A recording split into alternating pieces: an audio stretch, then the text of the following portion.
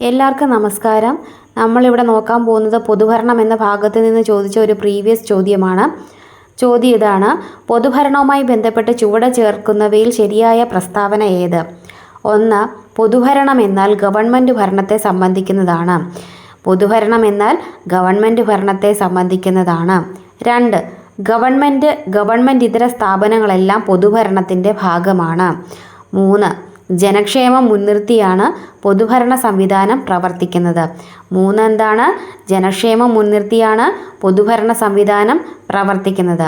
ഒന്നാമത്തെ option only 2 and 3, B only 1 and 2, C only 1 and 3, D all of the above.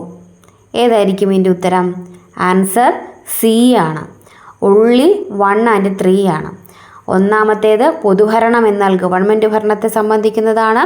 മൂന്നാമത്തേത് ജനക്ഷേമം മുൻനിർത്തിയാണ് പൊതുഭരണ സംവിധാനം പ്രവർത്തിക്കുന്നത്. അടുത്ത ക്വസ്റ്റ്യൻ: ഏറെ പതിറ്റാണ്ടുകളായി പൊതുമണ്ഡലത്തിൽ സജീവ സാന്നിധ്യമായിരുന്ന OR കേളു കേരള മന്ത്രിസഭയിൽ അംഗമായി ചുമതലയേറ്റു.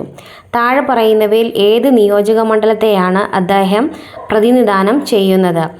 A. Mananthavady, B. Kalpetta, C. Thiruvambady, D. Sulthan Bathery. ഉത്തരം എ. മാനന്തവാടിയാണ്.